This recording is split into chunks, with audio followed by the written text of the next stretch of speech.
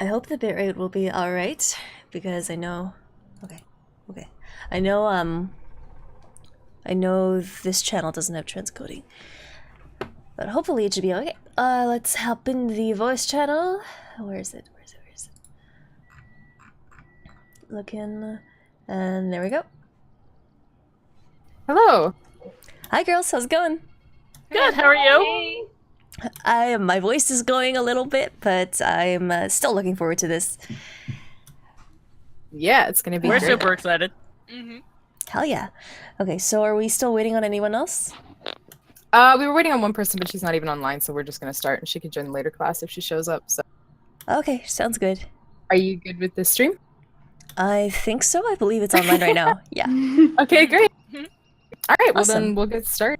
So welcome everybody to our Let's do it. Pharah DBU class, hosted by the lovely Fareeha, of course. I just want to mention that because of the way custom games work, I'm gonna have to restart the match halfway through.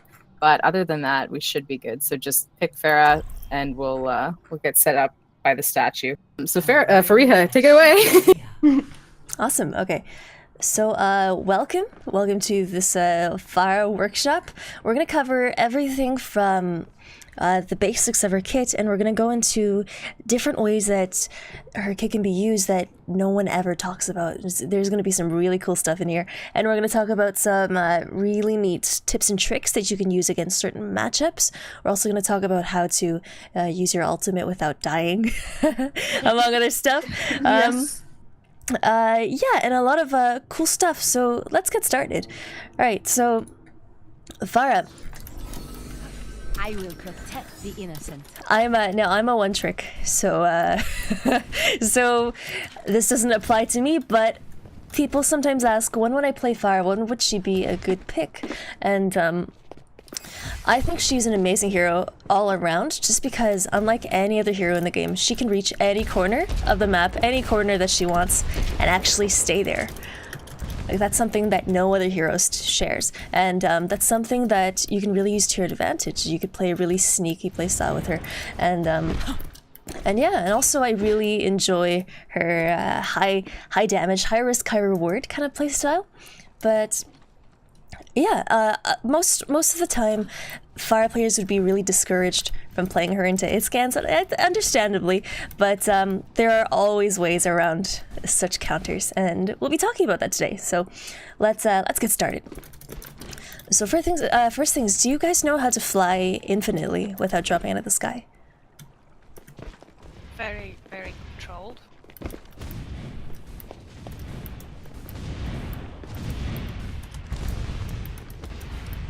Just tapping the fuel button, right? Just tapping it, and not too slowly, otherwise you'll lose adulation. But if you can, follow me around the edge here, using your... Oh, you all have the hang of it. Wow, nice. Let's just go all the way around. If you do this right, then we shouldn't drown. We shouldn't drown. We shouldn't drown! And the key is to just let it refill up to the max before you you start tapping your fuel bar again. After you use your jump jet, I mean.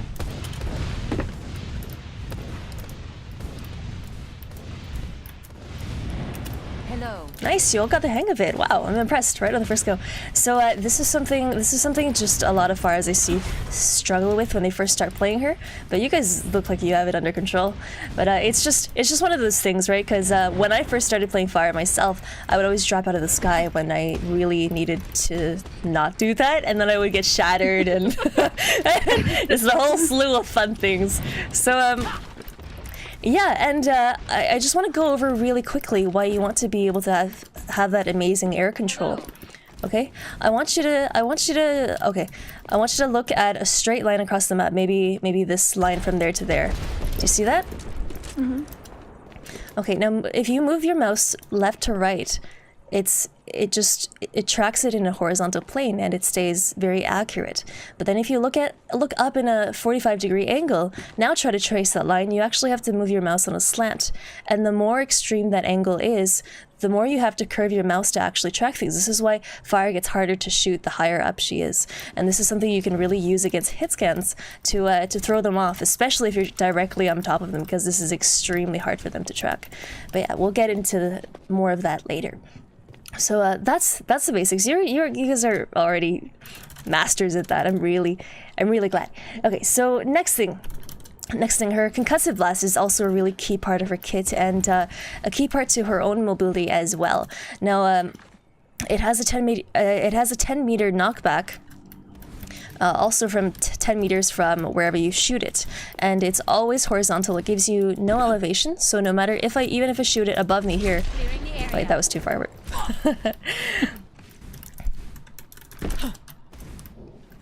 Even if it's slightly under me or slightly above me, it still just knocks me sideways. So like so, and so on and so forth.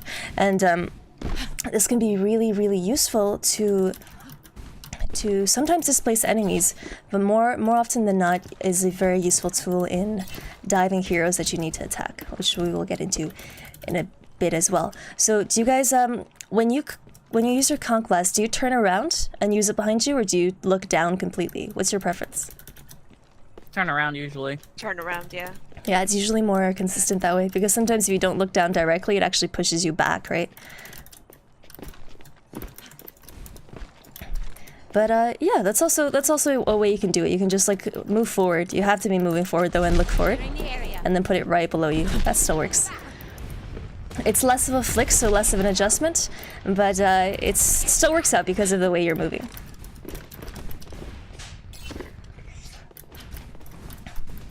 Okay, and another thing I really want you guys to note, if you're going for environmental kills, and we can get into maybe map specifics later if you guys are interested. But yeah, there are always boop spots that don't have to necessarily be on the ground. You can hit the environment behind them and they'll still go off the map. Say someone is going for this ledge, someone is going for that jump pad, right? You don't even have to hit your conch there. What you can do is, as they're hitting the jump pad, knock it like there, and it'll usually be more than enough to send them off the edge. It's just like little things like that that make it easier for you to land the angle that you need. But okay, next let's just talk really quick about her rockets. Her rockets do have knockback on direct hits. It is one of the slowest traveling projectiles in the game as far as primary fire goes, but it's very high damage with no fall off. And the really good thing about her splash damage is that it kind of rewards you for being able to fly at certain angles, because it's something that almost no other projectile in the game has. Think of the other projectiles, right? Genji's shurikens, Hanzo's arrows. They don't do splash, thank God. So yeah. This is one of the things that you can use to your advantage, especially when you see clumps of enemies for a fast ult charge. So always keep that in mind. Instead of going for single targets, when you see like a Mercy or a Zenyatta, always see if there are more like tanks grouped up in the front line, because even if you just spam them at the very start when the gates open, you can easily get yourself like 30% of your ult. It's really good. I'm going to show you guys a practice range routine that you can use to really get used to how far you have to lead your shots. I'm gonna have to let you guys watch the stream though, because I don't think I can show it here. But yeah, okay. And also, while we're on the topic of rockets, you can cancel her rockets out with a punch. Try it now, like immediately. So this is really useful against, is in particular 150 HP targets, because it one-shots them. And a big one is Baby Diva and Tracer both. A lot of Pharahs ask, okay, I really struggle killing Baby Diva, especially when she's remeching and everything. How do I actually manage to do that?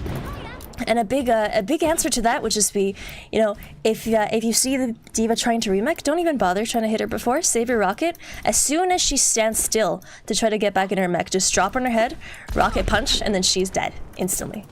And it's going to be an easy shot too, because she's going to be completely still. And it's the same thing that you can do against Tracer. If she's running around and she's unaware of your presence, just drop on her, one shot. She just blows up. And it's great against Tracer, especially because usually a direct rocket is just enough to draw out her recall, but it's enough to get her to retreat.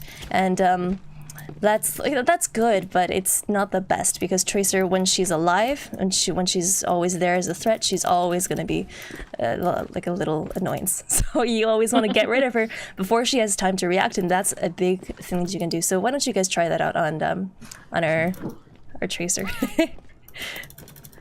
just drop down on her. Yeah, let's be close to this. Oh, we're going online? Double team to be there.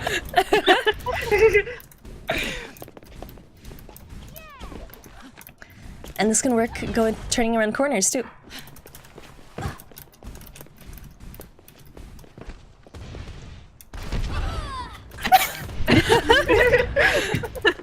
Yeah, you guys are getting the hang of it, and not just like dropping above them if you know that they're waiting around the corner, because Tracers really like hiding around corners, right? Especially in tight maps like Hanamura, for example. If you can get the jump on her, just like as you peek through the door, right? As you can get just get the jump on her. That'll be good. I missed it. I punched too fast. But yeah, does that make sense? Yeah. Awesome. Okay, and let's go over her barrage real quick next. Now, Farah's barrage is the highest DPS in the game. It's really quite impressive. She her barrage I think is like 120 or 400 something. No, it's like I think it's 120 individual rockets over the span of 4 seconds, and it comes to a total damage output of 4,800. Damage. It's crazy. So so there's a reason why she stays still during otherwise it would be so OP. But the issue is a lot of Pharahs, when they press Q, they kind of sign their death warrant and they kind of just like resign to their deaths. Did you guys see that new buff that Pharah got with the barrage and the ammo recharge? With a bunch of they made it so that Pharah and a bunch of other heroes in the game, they will come out with a full clip after their ultimate. But I was just like, wait, but Pharah always has a full clip coming out of spawn. But yeah, there is a way to change that, however, because barrage angles and timing is super important. That's why flanks are so good.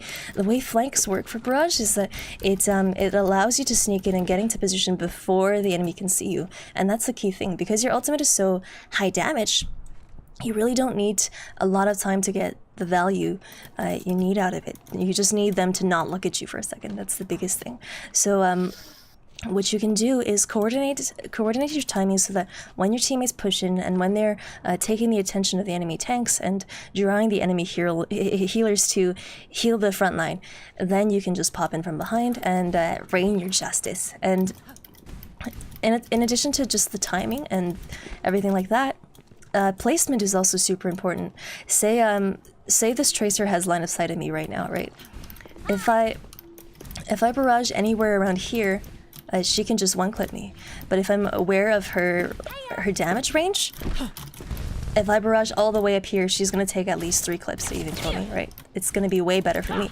And it's not just that, not just being aware of the ideal range you should be doing that at. Like against Widowmaker, against longer range heroes, you want to be as close as possible, so it's harder for them to scope in and shoot you. But not just that, you want to be limiting your angles so that say you're on Gibraltar, right? And you're in the phase with the spaceship. What you can do instead of barraging in open ground, barrage under the wing of one of the spaceships if you know there are enemies right above you so they can't deal with you, and so on and so forth. Like find ways to section yourself off with the environment, so then you're more safe and you can last longer. And the ideal situation is if you can come out of it alive, because then if you can get a pick or even 2, you don't have to get a triple kill or anything more than that. Just 1 pick or 2 is often more than enough to win a fight. And just remember, never hold on to the barrage. The biggest stat difference between a Master's Pharah and a GM Pharah, for example, is solely barrage kills, and also time holding onto that ultimate. Like it's a big difference. So always be trying to use ways to find ways to use it. That's what I'm saying. Does that make sense? Awesome. Okay. Awesome. And one more tip. Barrage is like a very cone-shaped ult, so if you do ult from afar, it's gonna spread out a ton. So it might not kill targets that are jump spamming within it. If you do that, it has to be within a graviton or when the targets are knocked down or standing still or something like that. So just be wary of that. Otherwise, you have to be a lot closer. Okay, and all right, let's get into positioning next. Okay, the big thing with Pharah is I see a lot of Pharahs do this, and they just get used to being immune almost. They kind of feel like immortals in the sky because no one can shoot them.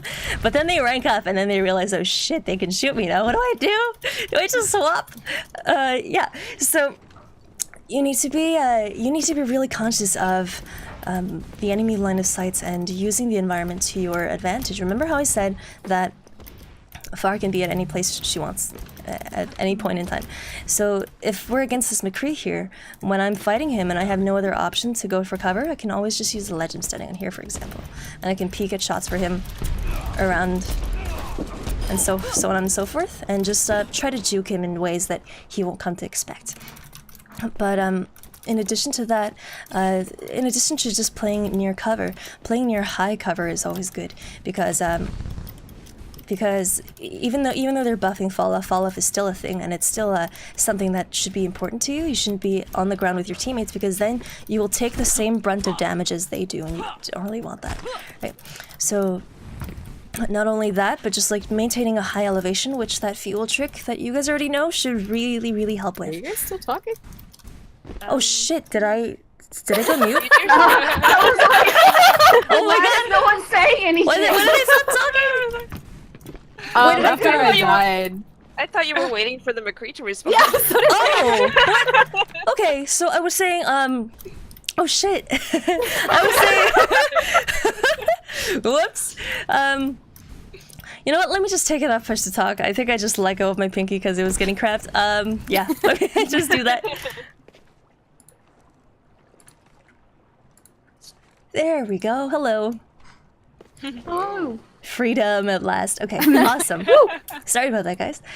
Okay, so as I was saying, not only is environmental cover good, not only is hugging cover good, but being around higher cover is even better, because even though fall off is getting buffed for a lot of hit scans, it's still key to your survival, because the further away you are, and the more distance you create, especially if it's vertical, it's better in your favor, and it's harder for them to land those shots on you.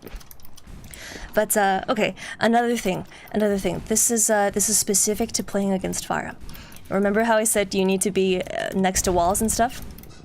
If they have a Pharah, nope, scratch that. Because if you're against a wall, it's very easy for another Pharah to just hit splash damage on you. And Pharah's splash damage is quite considerable. It's a maximum of 90 damage, I think it is. So it's really quite scary. If you get just pelted a couple of times by rockets on the wall around you, even if she misses, you're dead. And okay. I personally play a very flank-heavy style of Pharah. It's attributed to if the hit scans can't see me when I don't want them to, I won't die. And when I do see them, it'll be on my terms, and they'll die. And this is partly because I find that it's way easier to kill them when their attention isn't trained on you and you can get the first rocket in. Because as soon as that first rocket hits, they're set in panic mode. Because when Pharah shoots you, it's a scary sound, right? And when you see your health go down to like half, and then your hero suddenly gasps, you're just like, oh shit just got real. And it's much easier to take a duel that way. So we can go into some map specific flanks if you guys are interested in that later. But But yeah, just know that for now. Flanking as Pharah is really, really important. And again, just to not give yourself away, just keep in mind that your jump jet is very loud. Your concussive blast is very loud. She just yells, "Get back!" And it's not exactly a sneak move. So just remember, if you can maintain good hover and just like even recharge on some ledges if you're about to fall, that's really important.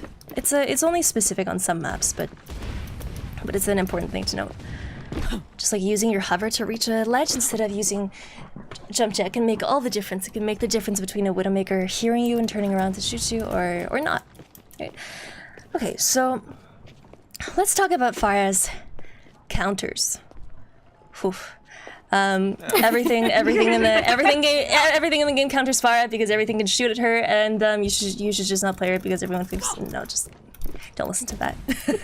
Play who you want. Play who you want if it brings you joy, and yeah, screw them, right? Because there's always a way to beat counters, and we're gonna talk about that right now. So. Main Pharah counters everyone thinks are Soldier McCree, but Soldier in and of himself isn't that big of an issue.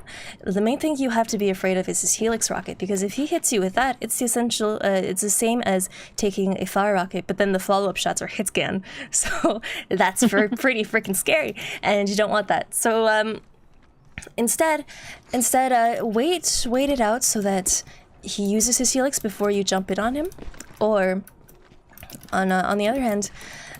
Try to bait it out from a distance. So when you do dive him from further away instead of right up in his face, where it's easier for him to hit you with that. And yeah, Soldier isn't too scary. It really isn't. But then with McCree gets a little bit worse because he turns into burst damage. Hello. Now, if I want to approach this McCree, right? If I just like show my face through this, McCree just has so much time to hit me and so much time to shoot me, and I'm at a severe disadvantage there because my rockets just can't compare at that range. Where my rockets can really succeed is at close range. So what I can do is I can use this jump pad, and then I could use my E to move it on him, and then I can use my jump jet for even more of a speed boost, just to throw him off even more, and then I can get the dive easily done. And it's very different depending on the map. That was like a very open approach, but let's show another one. Let's see where McCree sets up this time. So they're in the room this time, and if I approach them from below, I know that they're gonna try to flash me. So I would try to use my jump jet as soon as I can to bait that out, and I know it's there, so I need to play just out of that range. And even if I do get flashed, see, the McCree has to turn this corner to actually shoot me.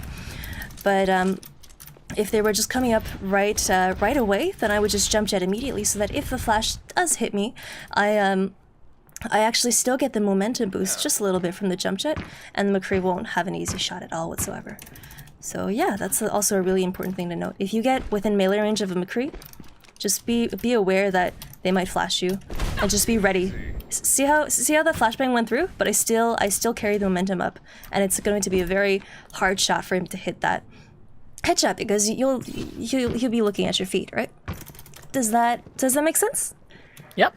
Yeah. Yep. Okay. Awesome. Okay. So that's McCree. McCree's a little bit scary because he's burst, so you have to be even more aware of how you approach him. But he's not too bad.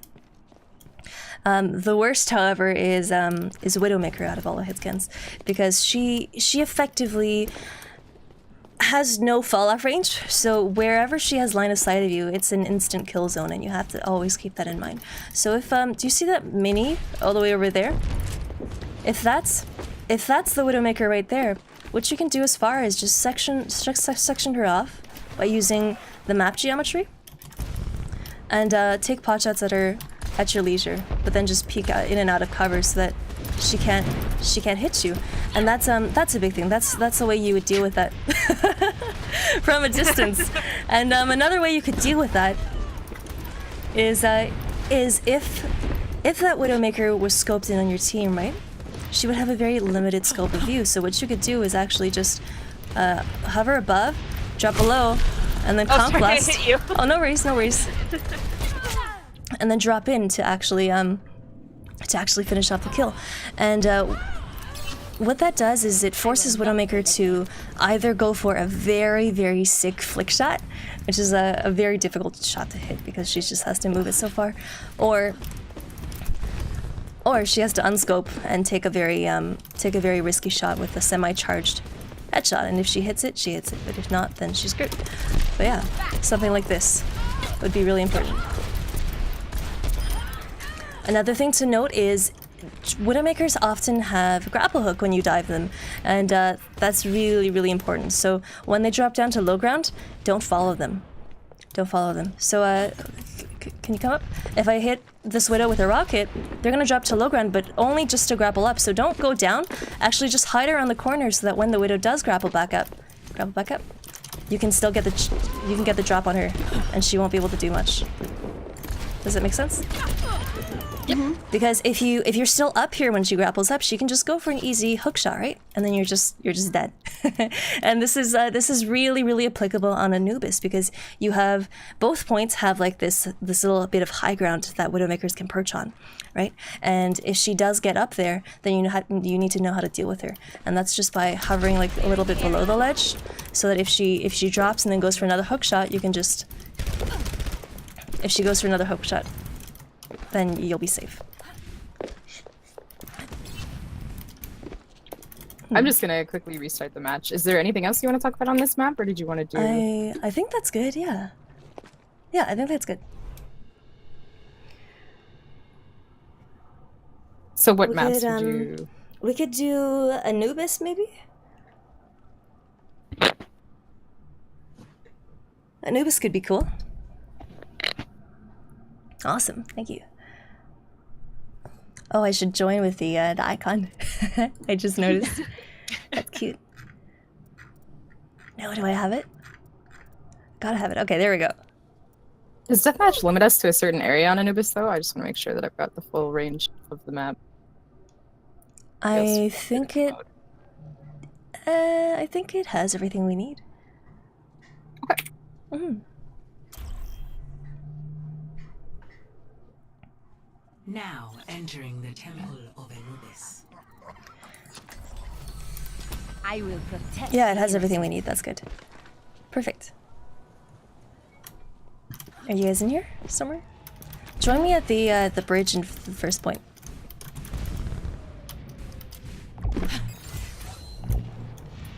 So this section does get blocked off, but what I'm talking about usually is when Widowmakers come up to attack, right? I usually like to sit either on this side, on this high ground, or over there on that high ground, and I wait for a Widowmaker to grapple up. You can hear the sound, that really metallic sound, and then her heels click, so then you know for sure she's there. And just for extra confirmation, if you see the bullet trail from like all the way there to your teammates below, you know she's there. So what you can do from there is just approach her from here. She won't be looking in your direction because she'll be scoped, and if you time it right, you'll get the first rocket off. If you can't get the second one and she drops, just be wary to like drop down here, so if she goes for the hook shot, you can outplay her essentially, and then you can just get the follow-up rockets. Because Widowmakers will try to go for that, especially if they're confident. And yeah, if not, if they look scared, the way you tell a scared Widowmaker from a confident one is if they start SMGing you. Yeah, that's when you know they're at panic mode. And if you catch them doing that, just drop down closer and drop down closer on them and try to just chain melees and rockets with them, and then you'll kill them in no time. It's really, really easy. But then yeah, another thing you can do is on attack against a Widowmaker over there. What I usually prefer to do is I come over here, I use just my hover, and I save my jump jet actually, and you can go through these windows. You can have a Mercy come with you or whatever, but just sneak all the way around and continue sneaking. Wait for your team to move in, wait till you see their arrows close to the point, and then you just jump in and you kill the Widow, and then she's dead, and it's great. But if she does hook to the other side, because you saved both your cooldowns, the good thing about that is now you can just move yourself right over here, and then you can finish her off. This is just some map specific stuff, but you can see like how the flank style would really benefit her, because Yeah, and another thing is if the Widowmaker from here sees you when you come over here, and she grapples over to the mega side, the far right side, immediately. What I would do is always, because she expects you to come out through this angle, the middle gap, actually take a bit longer, so that she doesn't see you, and then usually enemies when they're on the hunt for you, if they don't see you for a certain amount of time, they'll stop the search and they'll just go back to resuming their normal thing. So she'll go back to shooting my team, and as soon as I see that happening from here at this angle, I can just dive her, and she dies, and we win. And it's great. It's great because against Widowmaker, the biggest thing, I actually like fighting Widowmakers way more than I do other hit scans, because she's way more targetable, in the sense that it's really easy to take advantage of her line of sight, and really it's easy to take advantage of her attention span. That's the biggest thing. But yeah, any questions about that in particular? Nope. No, all good? Yeah, I think we're good. Oh, sure. Okay, awesome. And also, I've got to mention healing. We've got to mention a little bit about Pharmacy and all the other healing comps, right? So, as you guys probably know, Pharmacy is the best thing you could possibly get. It's an absolute dream every time I actually get to run it. But oftentimes you won't get that luxury.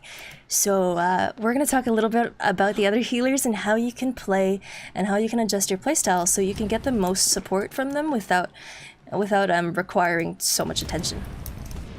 Okay, so the most problematic would be Lucio Moira, and that's just because Lucio's AoE healing, so unless he's in the air with you, he can't really do much. And Moira, just because she needs to be within essentially like a melee range of you to heal you completely, and occasionally from Moira orbs, but those are rare. So with Moira, if she does send you an orb when you're off and nowhere and trying to survive with like 2 HP, then always be sure to chase it, because if you just let it go, then it's just gonna fly across the map and you won't be able to get healed. But with Lucio and Moira, you pretty much have to play this style where you go out on your own and then you kill stuff and then you go back to the team to recharge and then you repeat. Pretty much, it's a very, very like solo play style, and it's very painful. Another way you can make that work is just by staying within the team. But then you might as well just be playing Junkrat. You're just playing Skyrat, but your wings are clipped. Skyrat.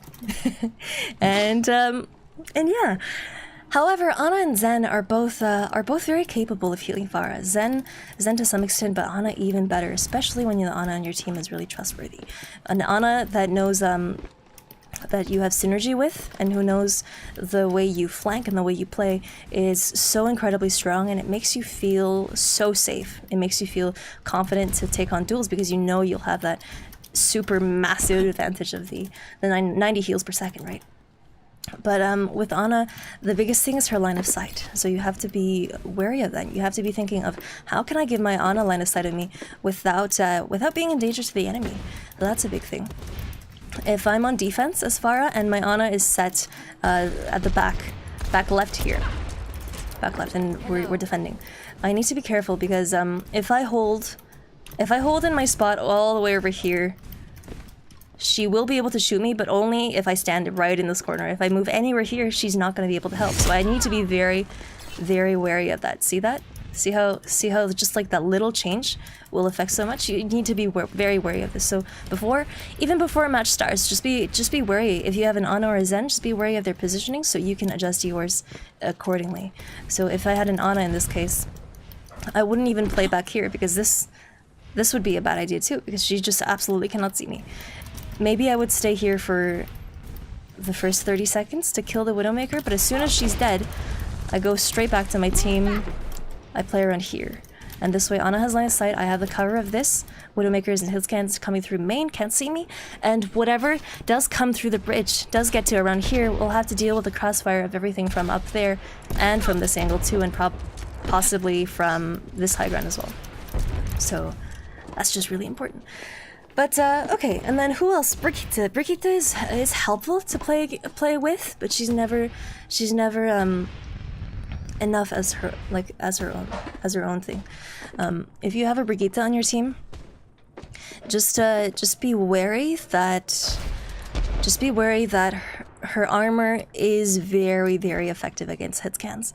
Against hit scans or any pellet damage. So against all the hit scans in the game, against Winston, against D.Va, Tracer, anything with small little bits of damage. It pretty much halves it. That's what armor does. It halves that damage. So if you think if a soldier pours in 200 damage into you, that only takes away 100 armor. So you really need to consider that, especially after you get rally. Just be wary, like don't take any like trash damage. Don't try to waste it before you actually take the fight.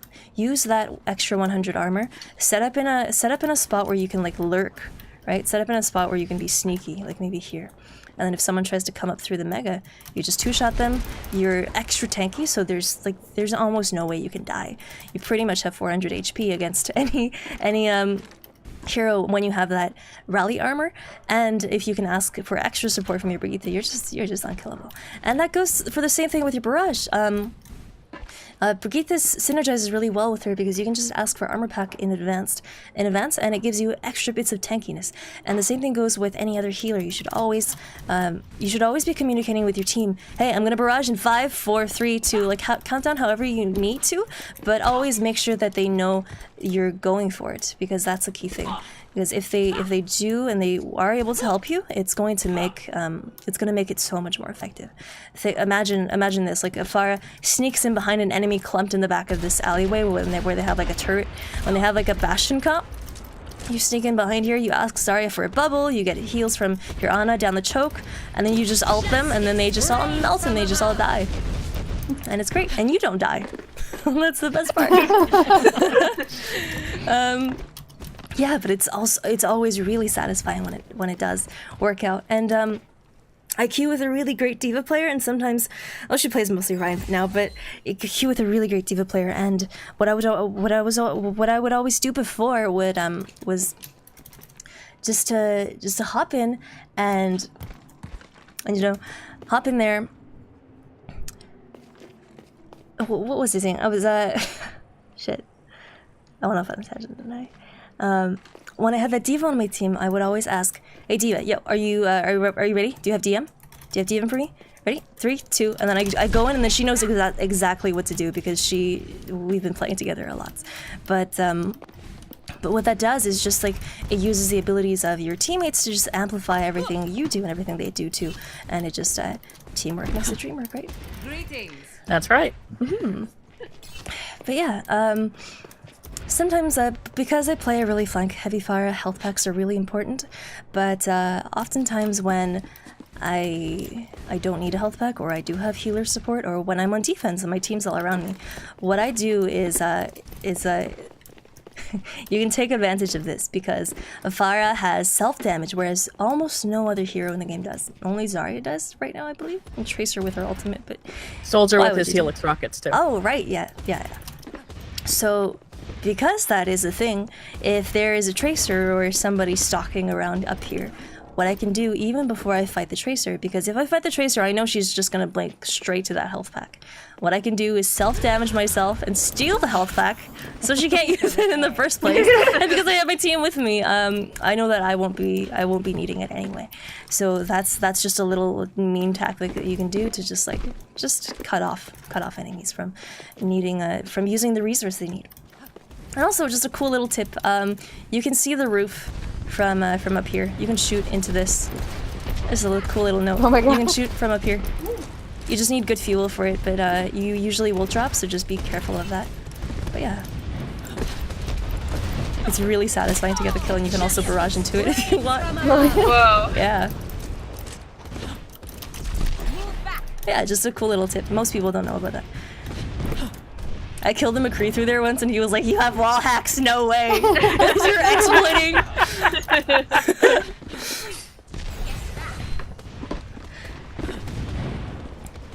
But yeah, as we were talking about healers, I didn't go too much into pharmacy, but let's talk a little bit more about that. Mercy is your best friend, or best girlfriend, however you want to take it, and and you want to facilitate her play as well. So always be on the lookout for ways that you can help your Mercy out. The big thing would be to just know that if she dies and you guys just want to fight, because you're one of the fastest heroes in the game, you can just go back to spawn and pick her up. Right? And then by the time she flies to you, you're having cooldowns again, you can get back to the fight way faster than she would on herself. She would take like 20 seconds to walk back. And this is really important. And not just that, it helps with when you get to higher elos and people start spawn camping and doing cheesy shit. You'll protect her from getting one clipped from a chaser, which is really good. But also, you need to be wary that when you're running Pharmacy, your Mercy by default is always going to be lower in elevation than you, because when she flies to you, she can bunny hop a little bit higher, but then she always has to, like, she doesn't have hover herself, so she's always going to float down a little bit lower. So you have to be really careful of that. Just be wary that she's going to be closer to the fight than you will be, and she's likely going to get focused first. So always try to be positioned in a way where she does have an escape. So say you guys are attacking this area, and you guys are approaching from this area, and you go over here and you shoot down one of the hit scans, but some of the enemies are still alive. By positioning over here, when the Mercy GAs to you, she's going to be now in the staircase, and she's going to be safe from anyone's attacks, and she's going to have a chance to regenerate her health, regenerate the GA cooldown without too much pressure, and yeah, and so on and so forth. And you can do this in various ways, right? You can be positioned up here so she can just GA and turn this corner, and there's a mega if she really needs it. But just little things like that to be considerate of her positioning as well, so she can stay alive and you guys can rule the skies for as long as you so wish. Yeah, any questions about that? Nope, pretty good. Awesome. Okay, so I guess that just about ties up everything I wanted to talk about. Are there any questions in particular, any struggles that you guys have personally that you want answered? We still have like 20 minutes to go through everything, so we have a lot of time. I struggle with the low sky ceiling on point B. Oh. Okay, this is... map. Okay. I don't know if you do their deathmatch, but... Yeah, you're right. I think it's cut off. Oh, maybe I think it's open. Yeah. Oh, it is. I remember from when this was a team deathmatch map. Wow, I completely forgot. Okay, so the thing with the noob is B, right? It's they kind of forgot that this was supposed to be a fire map. They kind of forgot that. All the maps. And yeah, so we just have to play around that. The biggest thing is your fuel can get you to bits of elevation that you don't even need to use your jump jet for. And because your fuel recharges so fast, it is what you should use to reset to higher bits of ground, recharge it, and then go higher. But what this allows you to do is on Anubis B, it pretty much allows you to use your jump jet as a horizontal movement speed boost instead of a vertical one. What I mean by is if you stay close enough to the ceiling, see how it gives me a double speed boost if I use both of them at the same time. And this is especially useful in like flying hit scans because it makes you incredibly hard to hit. Like just that extra speed boost, especially if you're close to the ceiling already. And you can just change your direction so fast, you can weave around and you'll be so hard to hit. But yeah. But the big part of maintaining your elevation here is just using this pillar or these pillars or any of these like little bits of high ground to regain your fuel and to maintain a higher overall altitude. That's the biggest thing. Because if you start on the ground, you're probably going to stay there because your jump jet is kind of really bad for elevation here. But yeah, but use it as a speed boost. That's use it as like a ledge boost. That's what I usually call it. Edge boost is when you stay close enough to an edge so that when you jump jet, your head gets clipped on the very corner of it, but you don't get stopped. You still carry on the momentum, and it just looks like that. That's essentially what it is. It caps your movement. It caps your upwards movement, so that it's this kind of thing is really good against Widowmakers, because the more out in the open you are, the more vulnerable. So against Widowmakers, you prefer to stay low to the ground and sneaky. Yeah. Any other questions? What about I'm down in like gold silver, so people have like really skewed ideas of how this game is supposed to work. If you're playing Pharah and the enemy team has a Pharah, and I'm a hit scan main, But am I better off switching to hit scan, or should I just like? Can I deal with the Pharah myself as Pharah? Like, what is the? Okay. And then if you stay on Pharah, how do you deal with the other Pharah best? That's very situational to how comfortable you are at hitting air shots. How comfortable are you with that? I'm still learning how to do it, but I'm getting better at it. Okay. If you want to get better at it, just continue challenging other Pharahs to airshot battles. And the way you do that is by just closing the distance between them, especially if they're on attack and you're on defense. Just come up to them, and if you're able to double tap them, if I am able to double tap anyone, if you're just able to do that, then you're able to just scare them away. Even if you get a single rocket off, that's enough to take them out of the fight for a good portion. Okay. And that again is like, it comes up to like owning this bit of high ground here, owning this gate, so that anybody who does try to contest it, especially like a Widowmaker or Pharah, just instantly gets shut down. Alrighty. But if you're not comfortable with taking that duel, what you can do is try to draw the other Pharah's attention from really far away, and get her to shoot you. Get her to shoot you with her mercy pocket, so that she's wasting the resource of not only one person but two, and then at the same time don't shoot her back, shoot her team. So you're essentially almost being an off tank for your team, in the sense that you alone are absorbing all the damage from the enemy pharmacy, and your team doesn't have to deal with it. Meanwhile, you get to pelt their entire team with all the might, and you pretty much win out on the ground war. All right, You win I out like really hard that way. So it's either you take the duel and you have to be like fully committed to it, or just decide to try to trick her and and shoot her team instead. Okay. Thank you. No problem. Any other questions? Did you have any other maps you wanted to touch on, or did you kind of get the gist of it with this one? Are there any maps you guys want to see in particular?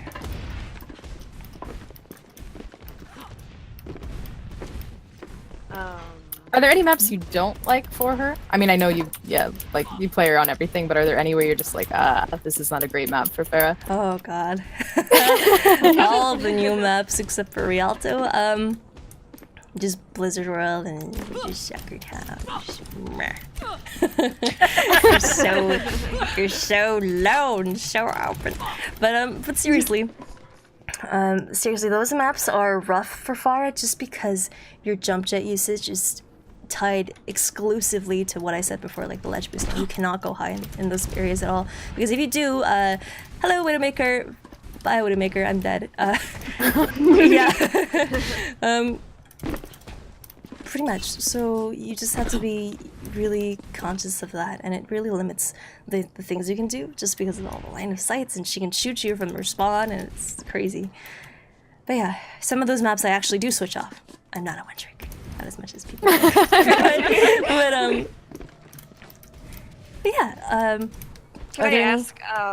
Yeah, can I ask Eichenwald on attack? I know the flanking routes, but I never seem to know what exactly I'm supposed to do once I've flanked. Oh, okay. Point. Okay, so usually the standard comp would be like Mercy Zen, Zarya, Hanzo, Widowmaker, or just like some other DPS, and then you have Reinhardt in the front. What you can do is you can either stay... Oh, can we go on to Eichenwald right now? Yeah. Yeah, let's do that. Sure, it's not like Awesome. deathmatch, so it doesn't limit us. Yeah, I think deathmatch cuts you off before that area. Alright. Oh, why did it not pick that? Oh, I forgot about chat. Hi, chat. Hi, guys. Okay, it did shoot. Whoa. Oh. Just change that real quick. Don't worry, we got it. We got it. Fight to the death. Traveling to Eichenwald. I will protect the innocent. Okay. So when you flank over as Pharah, what you need to do is you need to decide: do I want to go full commit, or do I want to just pressure them from the back and draw them in so my team has more space to move? And This is entirely dependent on what your team is running too. So what you can do, the first option is stop here, pelt the Reinhardt from here, make him back off the choke so your Ryan can take all the space he wants. Second option, you come over back here, back around the house, okay? You stay very far this way. This is if they do not have a Widowmaker. You can still have the same line of sight, but you hit the Reinhardt, he panics, he can't do anything about it. You can drop to a Mega, and in case you do get a pick, this is extremely good because you're already in position to spawn camp whoever's coming back, especially if it's a support. Even if it's a McCree, don't be afraid to go for it, okay?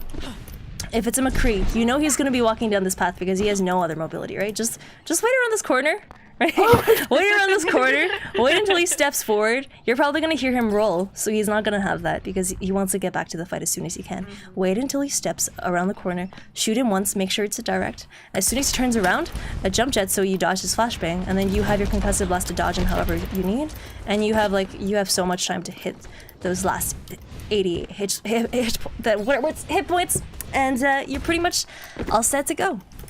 So don't be afraid to spawn cap. As long as it's not a Roadhog. As long as it's not a Roadhog, don't spawn cap Roadhog. It's not gonna go well for you. That's one option you can do. The other one, just be worried, like this is not something you could stand on, so if you do try to go over here with low fuel, you're just gonna have to ride the roof over and you're gonna be vulnerable. But okay. Another route is to try to scout out if anybody's up here. If there's nobody up here, then probably Zen, Mercy, and everyone else is over here. What you can do is try to hit a rocket from range, and if you do get a juicy direct on one of the supports, then you can fully commit, get closer so that second shot is easier. And if it goes badly, then just try to retreat into tighter spots, because against a lot of heroes, against hit scans especially, Pharah excels around these corners, because if you know that hit scans are going to chase you, you can just fire rockets in the pathing they're going to take, and they're just going to die if they get too greedy and chase you. They usually have to back out that way. And that buys you time, right? So that's two of the ways you could do it. Another way you could do this is if you just want to flank through the right side, if you go over this building here,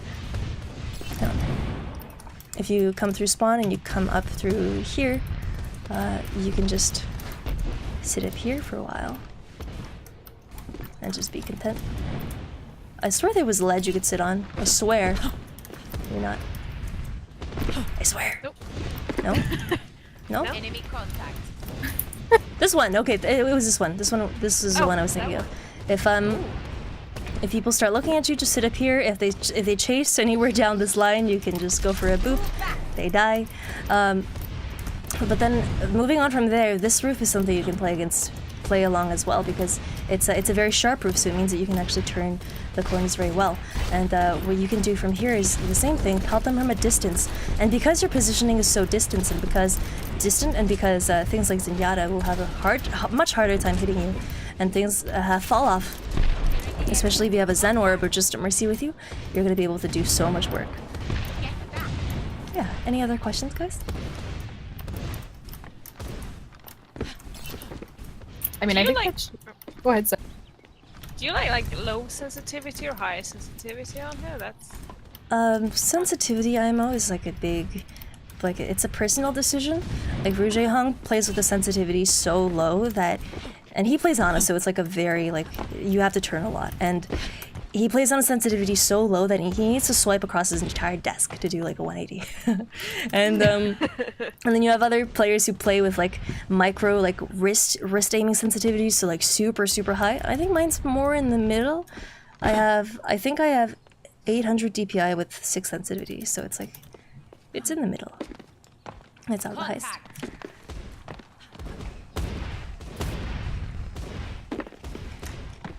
Yeah, Did you want to showcase the drill in training range? Oh, I'd love to. Okay. Let's do it. So in the events chat, guys, there's a link to our Twitch. Fareeha is going to show us something in the training range, which we obviously can't join her for, so we're going to have to check out the stream. It's just, open that up. Death Blossoms GG, I believe? Yeah, I posted it in the events chat. Awesome. I'll see you there, guys.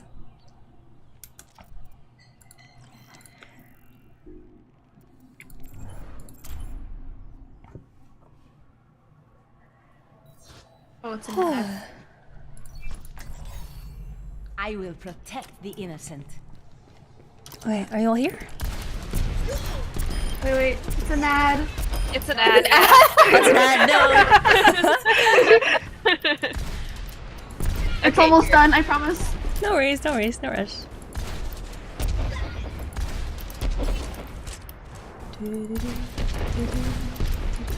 Okay. I'm good. Okay, you're good? Yeah. Okay, is everyone in? Yep. Yep. Okay. Awesome. Awesome. So this is a drill that pretty much summarizes everything we've talked about today, almost everything, and it's going to help train your mechanics and help to internalize her cooldowns too. So it's really, really, really good for practice. It's something that I came up with over time, and it's helped me a ton, and hopefully it will help you too. So what you do essentially is you hover out in this square of the training range, where there is no floor to stand on, and what you do is you try to cycle your hover and your jump jet, and in between you take shots at the bots across the map to try to learn how far you need to lead your shots, and in between those, go for concussive rockets on the bot at the side. So what you do is you send a rocket out and immediately concussive blast right after that, so that it'll hit. And what that does is it sends the bot flying super far, and you can go for double air shots on it. Really good for practice. Do you guys see that? I know it's got a little bit of a delay. I keep missing. But what this does is it helps you get used to your fuel without thinking about it. It gets you used to aim without thinking about it. And once you get really comfortable with this, take off your HUD so that now you don't see anything on your screen. You don't even see a crosshair. And what you do is you just try to time your cooldowns so that you can get the absolute most of them. I do have my jump jet coming up in just a second now. No, okay, and I can go for this now. Do you see how that works? Yeah. This is a really useful practice because then it gets you really acquainted with her lead time, and you can practice those air shots for whoever asked about the Pharah battles, right? And it's really good against hitscan players too, just to like know this kind of thing. So if like a Widowmaker goes for a grapple shot, you can kill her before she even gets her air shot on you. And yeah, do you guys have any questions about this kind of thing? So again, rocket and then concussive blast, you can cancel these two with each other. So rocket, concussive, and it cancels and it goes flying. And depending on the exact spot you send it, it'll go anywhere in this cone. So it's really unpredictable and really good for practicing those reactions. But yeah, if you want something a bit more simple, take out the rocket and just go for a conch blast in the corner here. It just sends them in an arc, and you can go for the air shot that way. And get used to like how far you have to lead your shots, where you have to place your crosshair, and so on and so forth. Does that make sense, girls? Yep. Yeah. Awesome, awesome. So do you have any more questions that you want me to cover before we wrap things up? I think I just need to practice. Yeah, it sounds like we're good. Yeah, I need to practice that. Awesome. Okay, thank you guys so much for joining me today. I hope you learned something, and I hope you will find ways to implement this into your game and make the lives of hitscans hell. They have a fire swap, McCree.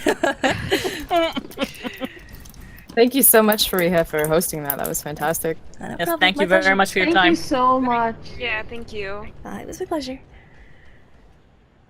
All right, guys. Well, we got to do the next class. So if you guys want to scurry off, that would be great. Kicking you out. Do you want to swap me to spectator, Trippin? Sure. Yeah. Thank you.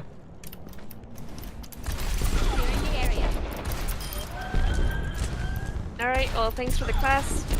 No problem. Yeah. Thank you guys for joining us. Thank you for the class. Happy to help. Kill confirmed. Goodbye. Have a rest Have a of the great day. morning or afternoon too. or day or whatever time zone. Whatever time. Thank you. You too. Take care. Bye. I just need to ping everybody now.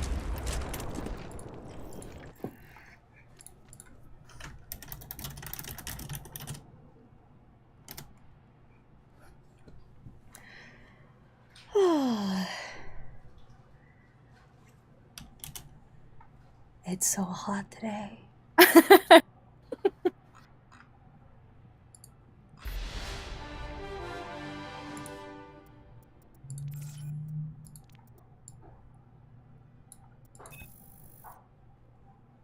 I'll be right back. I'm just gonna... Should I go over and stream this on my own channel? Yeah, you can. Okay, awesome. I'm gonna go set that up. I'll be right back.